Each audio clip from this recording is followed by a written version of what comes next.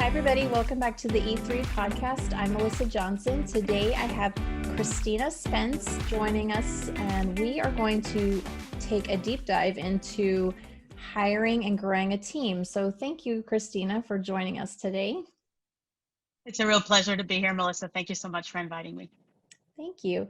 So why don't we start by, if you could just share a little bit with the audience about yourself, kind of how you got into real estate and where you're at now. Fantastic. Thank you so much. So the brand is really James and Christina Spence. My husband and I do real estate full time. We will flip, we will rent, we will fix, we will wholesale. We'll do some notes.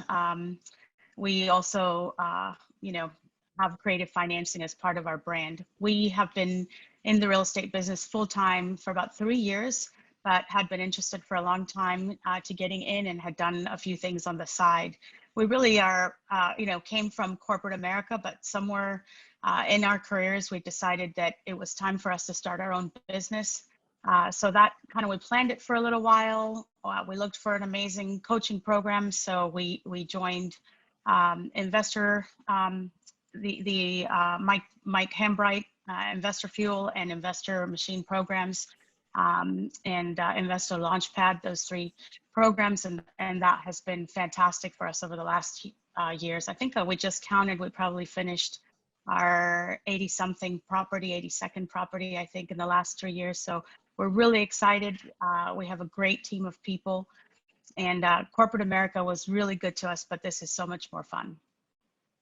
It is. I left corporate America as well to start this journey, so that's a familiar story. Yes, so, you certainly have to plan it and do it right, because real estate is a very intensive business. So it is, and it's so different. And it's different when you're an entrepreneur, when you're going from this corporate job to being the sole person responsible for everything. Being an entrepreneur, it's a totally different everything. Mindset shift. Everything is different being an entrepreneur. So totally. How was having a corporate background, how did that help you in starting your business?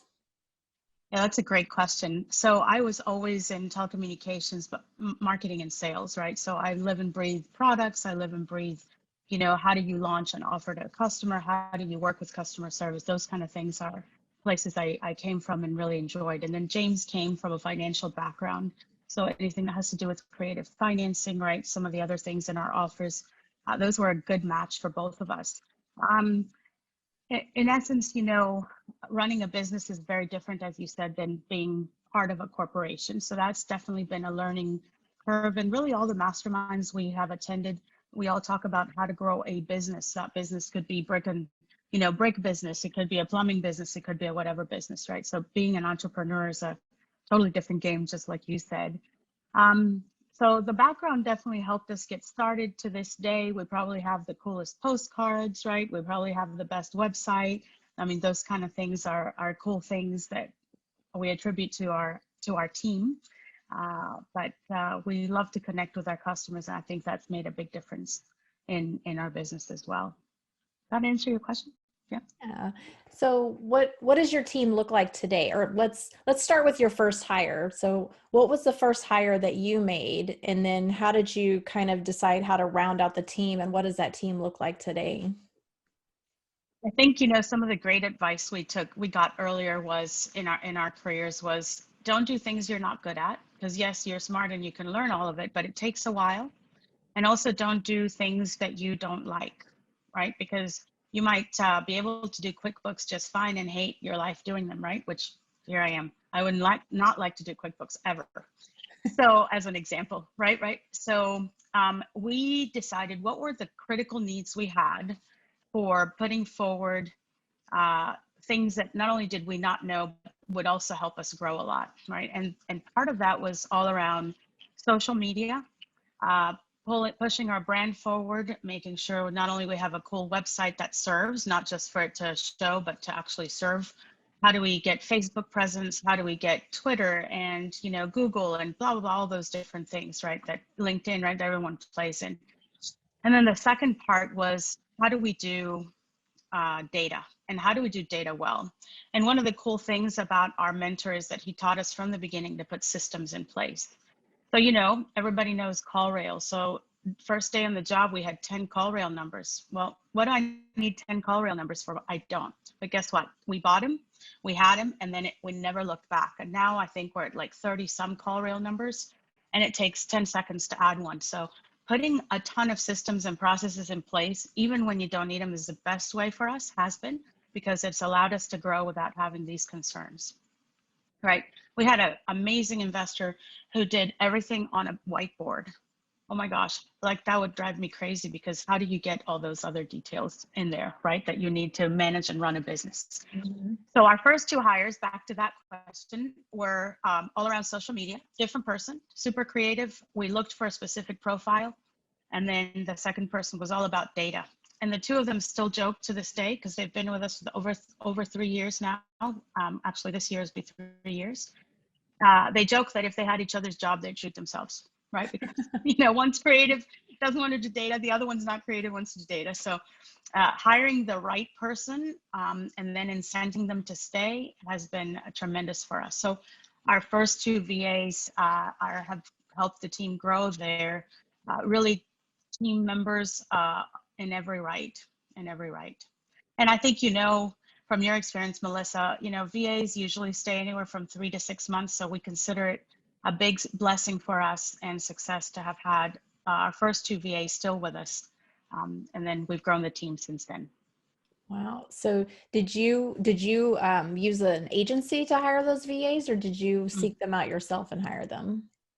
So for these particular two VAs, we actually found them ourselves, right? We had the right job description, looking for the right personality. We absolutely use either predictive index or DISC tests, because I think that tells you a lot, not only about who the person you're hiring is, but also whether they're going to be happy to stay, right? And whether, of course, they're a good match with what you're looking for.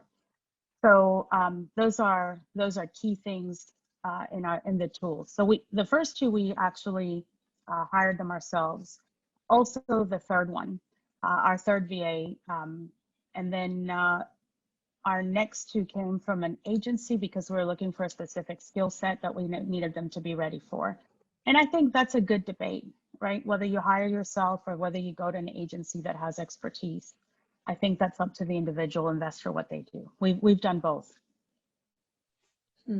I talked to somebody recently too. She has a VA service, and we were kind of talking about pros and cons for both. Like, yes, I think VAs are great. I don't use them myself. Not that I wouldn't, but I like having somebody in-house. But I think it's more important to just have the right person in the right place, whether they're a VA or they're, actually in the office. That's the most important thing. I think that commitment and dedication, and I mean that in a two-way street, right? You're committed and dedicated to them, and they are to you, is important. And I think that's maybe the success we've had, is our VAs don't think of themselves as VAs. And I actually definitely never did. It's a title, but to us, it means nothing, right? Here's my data expert. Here's my marketing expert. These are team members in their own right? I think it's how do you treat a member? How do you help them grow? How do they come to you? And then, 2 years down the road, they look back and say, wow, I learned some cool stuff. And by the way, I like coming to work every day. So that makes right. sense. I have a phrase I've coined, and it's called the skip to work factor. And I say to my team, if you can skip to work, which means you're happy, right? You're coming happy 90% of the time, then we have a great day and a great team. So we're continuing to offer incentives, we continue to offer praises, and we're also continuing to help them grow. Because even if they left us one day, I want them to be better professionals than they were the day before. And that attitude permeates, I think, in everything that we do, if that makes sense. Oh yeah, I like that. And I think you said something interesting, when I asked who your first hires were. That's why I like to ask that question, because everybody's different. It's kind of like we were talking about before we started recording. Like, everybody does things a different way, and the needs are different, because like you did it 100% right. And this is how I coach all my clients, the same thing. It's like you start with, Don't do the things you're not good at. And just because you should be, because you can do something doesn't mean you should be doing it. And like, there are Right. things that need to be delegated because your focus needs to be working on your business, not in it. And everybody hires in a different order too, because a lot of people ask, well, who should my first hire be? And you're 100% right. Like, it really depends on what the needs are. You have to really sit down and assess, what are all the things I'm doing? What do I enjoy? What do I not enjoy? What am I good at? What am I not good at? What do I want to do? What do I not want to do? And then start piecing those off into different hires. Like for me, my first hire had to be an acquisitions person because I suck at acquisitions. But I like that you hired a marketing person and a data person first. I don't think I've ever, it's usually like, I need a transaction coordinator, I need a salesperson, I need a lead manager. I think that's an interesting approach that you took, because that probably took a huge chunk off of your plate, didn't it? When you hired those two Yes. people. And it created our brand, right? Because I can't tell you how many times we'll be up against somebody and the customer themselves will say they don't have a website, or their website doesn't really say anything, right? So there's no face to the customer beyond your face that you're standing in front of your customer. So for us, creating that brand, actually being able to say, not only to look professional, but also to be able to attract people to that website, right? To be able to bring people, to bring deals out through Facebook or through Twitter or through other media, right? It immediately grows your business so fast, right? It grows your image so fast. The first year, I think we did 12 deals. I didn't need a transaction coordinator because I can do that. And we got them done and they were spread out, right? Now we're at the place where we have so many deals we can't, right? And so that's where our operations manager came in, who also serves as a transaction coordinator, right? So we are growing as we need to your point. And I think our next move is going to be an acquisition manager. I actually love acquisitions. That's my passion. I love getting customers, talking to customers, working with them. James is great at dispositions. So we both love those two roles. But eventually we'll need to augment those as well, because right now we're running from appointment to appointment, Oh, if that makes sense. that gets overwhelming, And especially if you've got that. yes, and we have people, right, and we have 3 people doing sales over the phone, but the appointments are always us in person, which is a lot. Yeah, that's how we handle things too. We always go in person on the appointments. I think Um, that's better. yeah, I think so too. It's just different when you're actually like face to face with somebody. So on your team, you had mentioned VAs. Is the whole team remote, or do you have like people in-house that you've hired? So our team has, we have 5 people who are remote, and then our operations manager is here. And then we also have an outsourced transaction coordinator team, which is also here. And then, so those are really our main tools, right? Our main partners in business. Okay. Just curious of how maybe you came to find the other people too. So, Mhm. um, Yeah, that's a great question. And I will tell you, our most difficult hire was our most recent one, which is our operations manager. But let me answer the first part. Our VAs came from sites that have a lot of VAs in real estate, right? So we went to Upwork, we went to WiseHire, LinkedIn. If you're looking for someone in the U.S., that's a great place for someone highly professional. So there's lots of different places you can go, and I could name 5 or 6 more of those, right? I think, yeah, Glassdoor, there's a few other ones as well. But we found our first 2 at Upwork, right? And then occasionally we've had small projects that we've used, like Fiverr.com, right? With 2 R's, Fiverr.com, and that's super helpful. But those are like short-term, short fuse projects, one and done. You may or may not see that person again. But for permanent hires, Upwork is great. They have a huge following of real estate VAs there. So I think that's a great place to go. And then our next one, we were looking for a Spanish speaking VA because, again, this person was going to be doing sales over the phone, texting, calling. So we went to Central and Latin America, and after interviewing several people and agencies, we found this one person. So he's based out of Nicaragua, actually. He's a US citizen, grew up in Miami, but lives in Nicaragua. So super great person. I think our hardest hire was an operations manager, because there's a person who's got access to your entire system, processes, Dropbox, bank accounts, everything, right? And they have to be able to follow the speed. And James and I have a pretty fast speed in what we do things. Have to be able to record processes, have videos about how we do things, right? And as I told you earlier, we established a lot of that stuff early, and we've been tweaking it over the years, obviously, as we get more experience. But those kind of things need to be imparted on that person so they can, you know, be independent and able to do the job. So there, we actually hired an agency. That agency was not able to find a lot of candidates for us, so we took a different route and posted the job ourselves. We got a ton of people to come in and interview, and then we hired somebody who, you know, has just started with us, and hopefully she'll be very happy to be on the team a long time. That's good. I know that having an operations manager is huge. I was talking to somebody about this just the other day. It's like you don't realize how much you're doing until you put somebody in that spot, because it's great for the CEO, because now you've got just one person that you've got to communicate with versus, you know, checking in with each individual on the team. You've got somebody that's overseeing all that for you, and you're just checking in with that one person, and they're making sure that everything is running smoothly. They understand the systems and processes and are good managers, Totally. leaders of the team, right?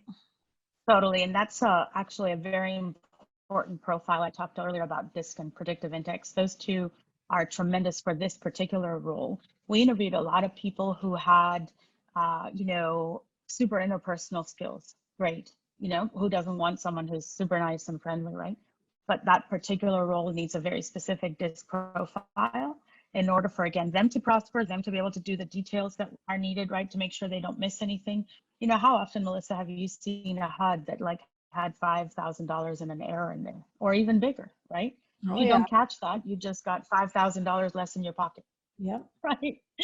So you got to have someone that you can trust, first of all, you know, and secondly, who's going to be able to follow all those things and run. And you know, one of the ways we do that is we record videos to train, but then we have our operations manager record a video herself of things that she's learned and doing, which I think is tremendous, because then, first of all, she's participating in the future of the company by this video. But secondly, she's also hearing herself talk to other people about it, right? Sometimes that's the best way. Yeah. What do you guys, are you using Loom or something like that to do recordings We have a during the couple of process? different ones. On the simplest way, you can even do that on Zoom, right? And record a video on Zoom. That's simple, and you get to keep that. Loom, I think yeah, it's just different tools. I think if you stop subscribing, then you lose everything. So different ones. So we use what we, you know, different ones. Yeah, I think we use I think Loom. LinkedIn, Zoom is my favorite just because it's simple. Yeah, that's a good idea. And that's a good for the people listening, you know, if you're documenting your systems and processes, which, you know, I talk about a lot doing, and a lot of people are like, they don't want to spend the time to do it because it is time consuming and it's not very Yep. fun, but it has to be done. And doing it in a few different ways is always helpful too. Like we also have a handbook, kind of like a manual for each role in the company with a checklist, you know, like here's your job description, here's all the things you need to do, here's the processes laid out, but then videos too, like, because people take in information different ways also. So when you're training people, you've got to have, some people like to have that notebook to refer to, and then some people just want to watch Yeah. videos and take their own notes or whatever. And having both of those, I think, is really smart and good, you know, training tools for your team. Yes, yes. I think you're so smart to say that. And that's one of the questions we actually ask during the interview process. And of course, also after we hire somebody is, what's the best way for you to learn, right? And in this particular case, our operations manager loves to learn by seeing, right? So if I can show her how we create a file online, I'm just making one example up, right? And then how we bring the property documents in, and how, you know, Dropbox works on those particular processes. She loves that. And you know what? She's amazing. And 2 minutes later, she's got it figured out. But then I'll still make her record a video afterwards later on, because then that's good practice for her. And we have these videos for the future, Exactly. right? Part of how we're growing our team is we want to continue honing on these people, on everyone's expertise, and kind of bring them to the next level, right? So one of the things we've talked about is our operations manager coming in and kind of helping us put some order on things that have grown so fast, right, that we need to do.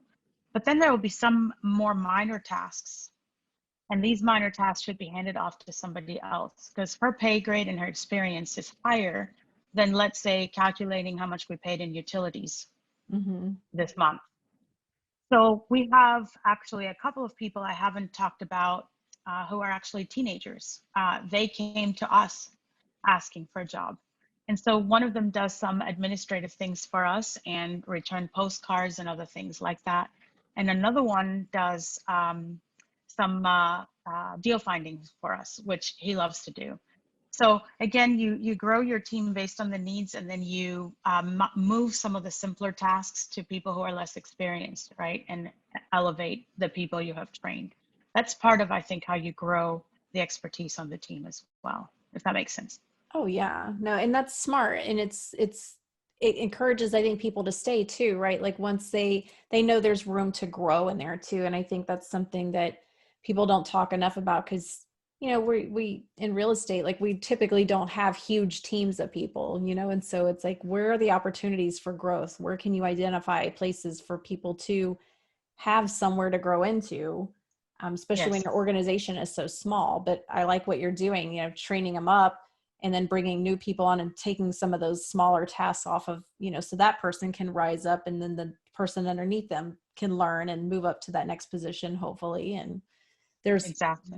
there's a growth plan there. And I think that's really smart what you're doing. And I also love that. I might have to steal that interview question. Is just, how do you learn? It ends up coming out eventually, but that's not like Sure. one of our standard interview questions. I usually ask, I guess it's kind of the same thing, but I ask, like, what are you reading or listening to? Or, I want to make sure they're doing personal development of some kind, or some kind of education somewhere in their life, but I don't really stop to think about if they're taking it in through audio or video, or, you know, watching Whatever's somebody. best. Yeah, Yes. Yeah. that's Yes. great. No, that seems to work pretty well. Yes. Smart. Great. So you mentioned incentivizing people. What are some ways that you're incentivizing and encouraging employee retention in your organization? I appreciate your asking that, because unlike in corporate America, both James and I managed teams for a long time, and everyone got paid differently. They had the basic, same benefits insofar as, healthcare and, 401k, whatever, but there was definitely places where people were like, I wonder what the other person's doing. So for us, we're super transparent, right? And there's kind of a growth pattern. So when you first come, that's your salary. If you work, great. If you don't work, you don't get paid, right? Those kind of things. But then we have incentives as people stay. And the truth is, you stay because you want to be there, and you stay because we want you to be there, and you're doing a good job. So it's really important for us to say, what are some of the things that people are going to be interested in as they grow, right? One of them you mentioned is all about growing who they are professionally, right? Our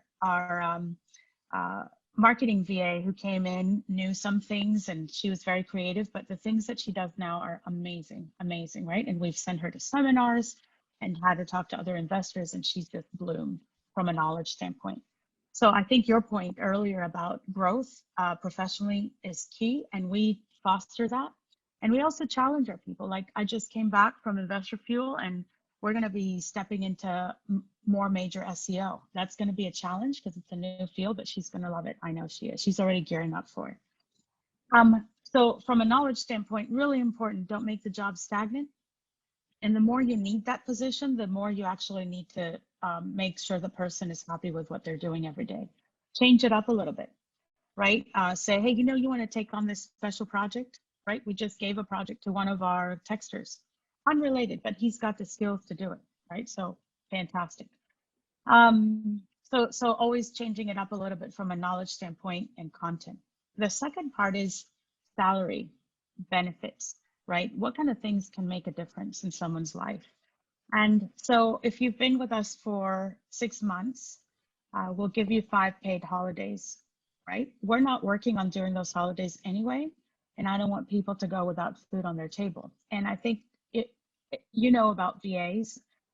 Some of them are in other countries and they depend on every paycheck, right? And so those 5 holidays we pay for, and there's even some choice in there. We pay for 3 holidays, and then we say 2 local holidays to you or 2 US holidays, you pick, right? So there's increments there. Then there's increments on vacation. The first year you get no vacation paid. You could take it, but it's not paid. After the first year, we begin offering vacation weeks paid, right? And some people are like, I'm a small business, I can't handle that. Okay, so let's say you're paying your VA the maximum number of $10 just for easy math, right? And they work 20 hours a week. Is that person not worth a $200 I didn't work because I was on vacation week a year? How simple is that, right? So those are some of the simple things that we've thought about over time and are continuing to offer to our teams. So after the first year, you know, we offer a paid week vacation, and then there's other ways to do that too, right? It doesn't have to be what I'm talking about.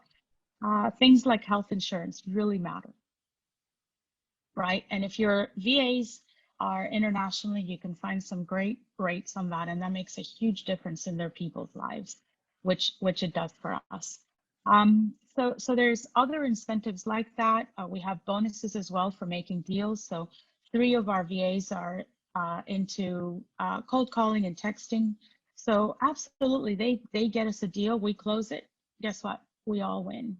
And so we have some bonuses there, and other things like that, right? And then you think about the person who's been here for 3 years. What else can you do? There's always something. Yeah, Always something.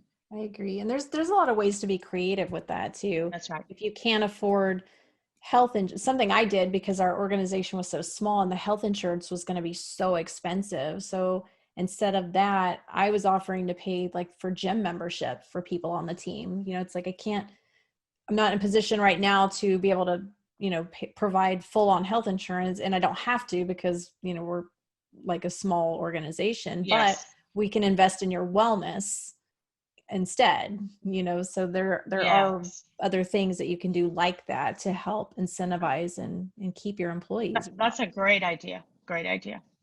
That's a great idea. And I think if you're hiring a service, right, some people feel less of a connection with their VA because they're coming through a service. But for us, that's no different. In fact, I love having a service there because we can collaborate towards the well-being of our employee and their happiness, right? So I think your idea of being creative and finding things that mean things to people, right? That you can help them be more healthy. You know, we have an investor out of Utah. He's really amazing, Jason Lewis, and he actually took his entire team. Most of them were in the country, and he took his entire team on this like amazing weekend vacation thing, right? But I mean, he's huge and he can afford that, but that was great. And what a great team bonding moment as well. So we also do team bonding events as well, even though we're all far away. We get together every Tuesday. We have a shoot the breeze hour first, where we just talk about what's happening in everyone's lives, pictures. I saw this, I bought a motorcycle, nothing about business. And then we go on to other parts of the call, which do have business involved. So we stay connected. I will tell you that our faith is huge, and we don't require anyone who works for us to have a similar faith as ours, but we are blessed. And I will tell you that praying on team calls is an important part of what we do at everyone's, satisfaction to do that. So our calls all end with a prayer. I like that. How do you guys communicate as a team? What kind of tools and things do you use to make sure that communication's clear and ongoing with everybody in the organization? I think that's a very important question, especially as you evolve and grow, right? You're now growing, and are your systems able to help you? And again, back to our mentor, he talked about putting all that in place. So we did. So things we use are project management tools like Asana, where everybody's able to see what's going on with a particular project. And we have a way that we put things in Asana, so you're not going to look for it and what was it called and I can't remember what property is this about. none of that, right? It's all super organized in that way. So in regards to tracking projects, that's really our first, and you go there first before you go calling somebody. What are we doing? When are we closing on this business, right? It's all in there. So it's fantastic. But other things, right, on a daily basis, sure, everybody does email, we'll do texting, you know, the usual, but we also use Hangouts. We're talking about implementing Slacker, because Slack, I think. Yes. Yeah, Slack, sorry, not Slack. What am I saying? See, we haven't implemented that yet, so it's not in my brain. But yeah, we talked about implementing Slack. My husband really likes that tool. So, and then again, we have a meeting once a week with the entire team, and we do talk about what's going on in the business. By the way, we talk about a lot more than what their individual jobs are, because we really believe in people needing to understand exactly where we're heading. And then now that we have our operations manager, we've expanded our level 10 meeting. So we have one of those a week. It has a very set agenda, and you can't just linger on with different things. So the properties section, because we have, you know, quite a few going on at the same time, that's like a 25-minute conversation. If we don't make it, that's too bad. We've spent way too much time, right, on a particular property. So those are all timed sessions there. And then from a broader project standpoint, we'll communicate. We'll first do a planning session, right, where it's very specific, 30 minutes. We're going to talk about this topic that we want to implement in the future, right? And so then we go from there, take tasks, you know, everybody does their thing, and then we meet once a week to make sure that goes forward. So lots of different levels. Some of them are more immediate, like the texting and the calling and the Hangouts, you know, those kind of things. And then some are already in there with our systems and processes. And then some are, you know, you got to meet to talk through what you're doing in the future. Smart. So we're coming near the end of our time, but if people want to reach out to you, maybe they want to talk to you more about what you're doing in your business, about hiring people or anything else, is there a place or a site or something where people can go to get in touch with you? Totally. We'd love to hear from you. We're James and Christina Spence. I'll give you my phone number so you can ring me. That's probably the best way, or you can text 469-888-8207,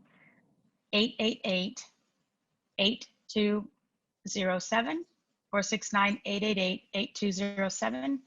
Call or text anytime, and let's set up some time.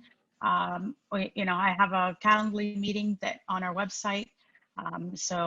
Freedom Homes Texas, all spelled out, is our website, and you're welcome to come join that anytime. Awesome. Also, if, you know, we have some people who want to do deals with us, we'd love to hear that. And there's a place for them to register, whether they're wholesalers, buyers, we don't, you know, or sellers for that matter. We're happy to talk with them as well through that channel. Awesome. And what is the site for them to go on to do that? www.freedomhomestexas.com, all spelled out. freedomhomestexas.com. Awesome. So thank you so much for your time this morning and sharing about, you know, your team and your journey with everything. And it seems like you're doing everything exactly right. Well, I'm happy to hear you say that. You have such tremendous experience. Love to hear that from another, you know, very, very successful professional woman. That's awesome. Thank you. No, you're doing always room to grow. Right. Yes. But you're like, I wish people need to really take note of what you've done, because the things that you've done in 3 years, it took me 14 years to figure out to do all of that. So I don't believe that, but that's it is true. It is true. I didn't hire anybody or implement systems and processes or anything till about 2014. And I started in 2003. So it was a while. So I think, like, clap for you because doing it right. The credit goes to Mike Hembright, who's really taught us through that and insisted on that early on. And it has really paid off, because we can just keep growing that way. Mm-hmm. But there's no such better substitute than, I think, networking and advice and, you know, good meetups. We'll be starting one of those as well soon. So I appreciate your time, and thank you so much for inviting me. It was really great to hang out with you today. Thank you.